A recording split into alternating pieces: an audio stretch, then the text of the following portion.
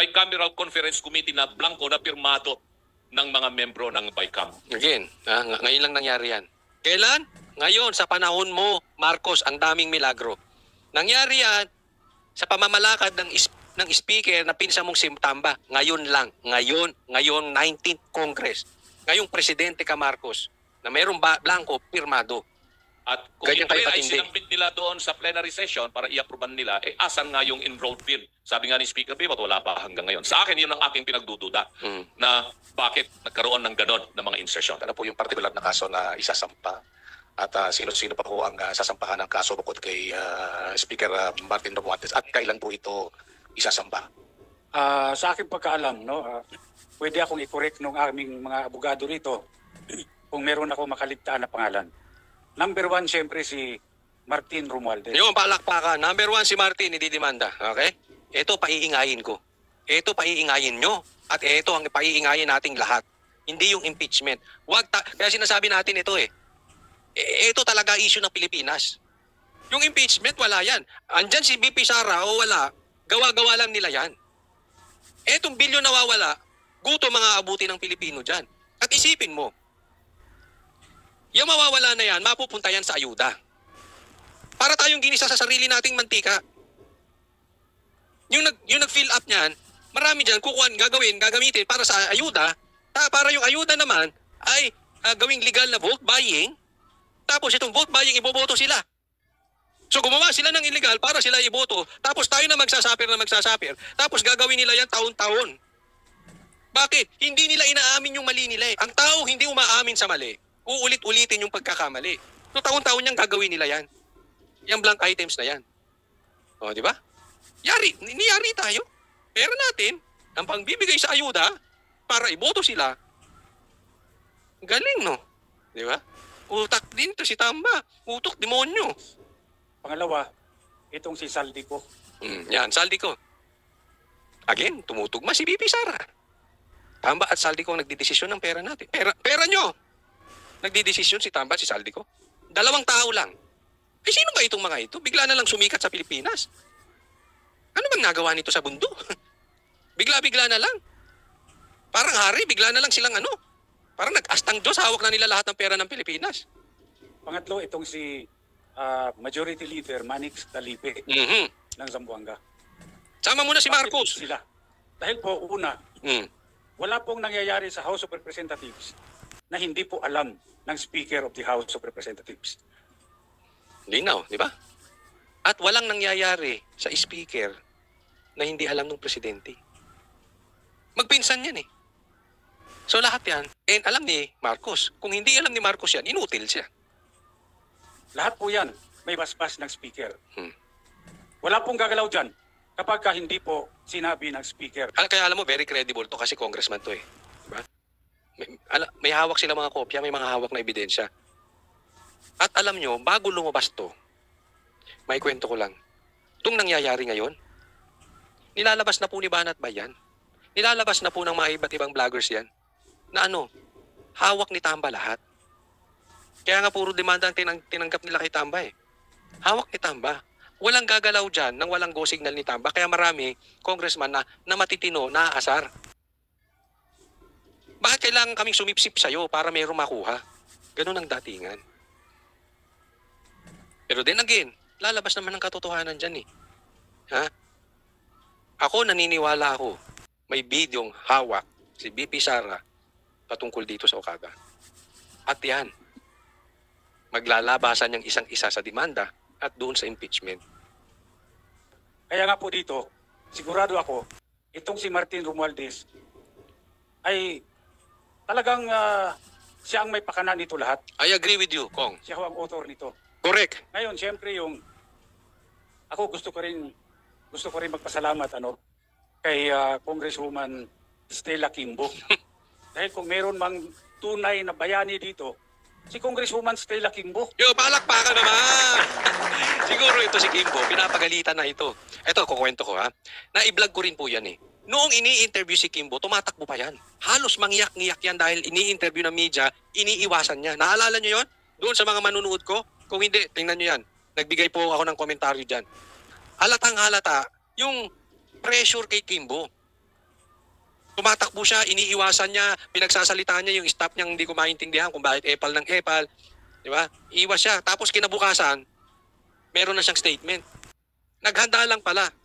Ang problema, mali yung paghahanda niya. Umamin. Di ba?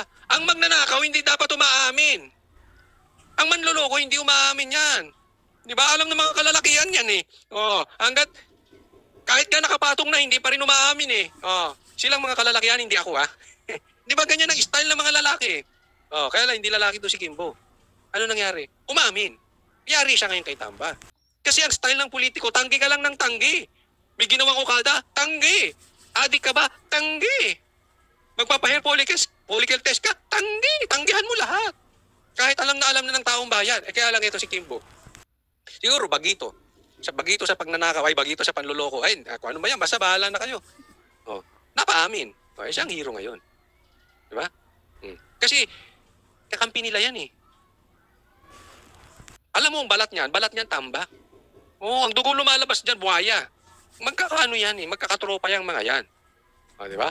So very credible yung nagsasalita ngayon si Alvarez na congressman, pero mas credible to si Kimbo. Bakit? Kakampi eh. Dahil siya mismo ang umamin na maraming blanco ang BICAM report. Ngayon, bakit nagkaroon ng 241 billion na additional budget doon sa sa GAA na pinirmahan ng Pangulo? Anong problema? Ito doon sa mga hindi pa po nakakala. Anong problema ba kung umamin? Kasi tinatanggi nila yan. Tinatanggi nila na may blanco. Inamin ni tinatanggi nga nila Chis yan. Kung sino-sino dyan, tinatanggi yan. Inamin ni Kimbo. Ang dami niya nalagay sa alanganin. At pag inamin mo yan, ibig sabihin, meron tayong problemang malaki. May krimeng nagawa. Parang halimbawa ay merong murder. Pwedeng itanggi. Diba? Pero si Kimbo, inamin niya na merong dead body. Tapos sila dyan. Bakit nagkaroon ng dead body? Halimbawa lang po, ba't nagkaroon ng dead body doon sa gitna nyo? Ganyan po ang pag-amin ni Kimbo. Wala na silang lusot. So, dapat patunayan nila bakit namatay yan, hindi nila kasalanan. Ngayon, same thing with Kimbo. Dapat patunayan nila Tamba, sino nag-fill up yan at hindi nila kasalanan at hindi sila ang nag-fill up. Pero until now, walang umaamin kung sino nag-fill up. Ang tinuturo nila yung staff, hindi pwede yon. Walang kapangyarihan yung staff. At kaninong staff yon? Naintindihan? So, huli sila dito. Nailaglag talaga sila ni Kimbo sa pangyayaring ito. Ngayon, yung mga media, pwede rin nyo rin mag-request. Request nyo sa Kongreso kung mabigyan kayo ng kopya ng enrolled bill. Bakit mahalaga ang enrolled bill? Kasi dito natin makikita kung ang enrolled bill ba ay faithful reproduction kung ano yung inaprubahan ng Kongreso sa plenary. Dahil kung ito ay magkaiba, abay malaking problema yan. Yun. So kung ano yung napagkasunduan, dapat i-produce. Ang problema, hindi nga nila pinuproduce eh. Kasi I'm sure may pagkakaiba yan kaya hindi nila ma-produce. May sasabit na naman. Tanungin mo ngayon kung Alvarez, si Kimbo, baka mapaamin na naman eh. Kung asan yung enrolled bill. Baka mailabas niya. Pitpitin nyo ngayon kaya sabi ni Alvarez ito tanungin yung media, baka pwede nyong tanungin. Tanungin nyo yung si Kimbo kasi pag natataranta to si Kimbo napapaamin. Tinanong ng media yan eh. Pero mapunta tayo dito. Ako naniniwala ako. Bukod doon sa may magandang mangyayari ngayong February, March. Sa akin naman ay bulong-bulong lang yun. May bumubulong-bulong lang ha. Pero bukod doon, ako'y naniniwala na may hawak na video ito si PRRD. Naalala nyo, sinabi niya, bangag si Marcos. At hindi magsasalita ito si PRRD nang walang hawak na ebidensya. Naalala nyo, mayroong siyang sinasabing listahan na nandoon si Marcos. Naalala nyo, yung mag-e-eleksyon, sinabi niya na mayroong tumitira sa jet plane at sa yate ng cocaine. Kaya nga hindi kami pumanig, hindi kami nabudol ni Marcos. Dahil nakinig kami doon sa tatay, kay PRRD. Nakinig po kami kay PRRD. Tapos ngayon, sinabi niya rin ulit dito sa Maysug, bangag ang ating presidente. Do you think loose cannon lang si PRRD? I don't think so. Ang karakas ni PRRD, ang ganyang kantas, may hawak yung ebidensya. At ako naniniwala, lalabas isa-isa yan. Pag talagang pinitpit nila si BP Sara at magkakalaglagan ng talaga, lalabas yan. Maaring hindi labas ni PRRD, maaring lalabas sa mga bloggers. Maaring lalabas sa media. Or maaring lalabas kung saan. Okay? Hindi po weak si PRRD. Hindi yan salita lang ng salita nang walang laman. Of course. Itong nangyari sa impeachment na ito, duluhan na po ito eh. Nagkaduluhan na. Kaya nga again, gusto ko ito kasi alam natin ang kulay ng bawat isa. Yung gumigit na, Marcos yan. Considered him Marcos kasi duwag, wala rin pakinabang eh. Nakikipaglabang tayo, nasa gitna siya. Anong klaseng tao yun? Di ba? So, wag na natin asahan, wala tayong mahihita sa mga taong ganun. Pero ngayon, duluhan na ito eh. Ito na yun. Kaya pag natuloy ang impeachment na yan, lalabas yung mga sinasabi ni BP Sara na dapat ng pag-usapan pag magpasko muna at yung mga video na hawak ni PRRD, lalabas na. Hindi nila nilalabas yung enrolled bill. Ako may suspitsa. Anong problema? Ba't ayaw mong ilabas? Problema dyan, kung walang enrolled bill, yung liability magsishift. Mapupunta sa Office of the President. Yon. Hindi pwedeng walang enrolled bill tapos pinirmahan ng presidente. Ngayon, Marcos, huwag ka magturo ng dapat sisihin. Manindigan ka naman para sa Pilipino. May dayaang nangyari eh. Hanggang ngayon, weak ka pa rin. Hanggang ngayon, hindi ka pa rin maninindigan. Ano ka bang klaseng tao talaga? Kasi kung wala kang kasalanan dyan, paimbestigahan mo yan, ilabas mo sa taong bayan. Kung parang yung ginagawa dati ng mga hari, ilalabas ko sa arena yung may kasalanan.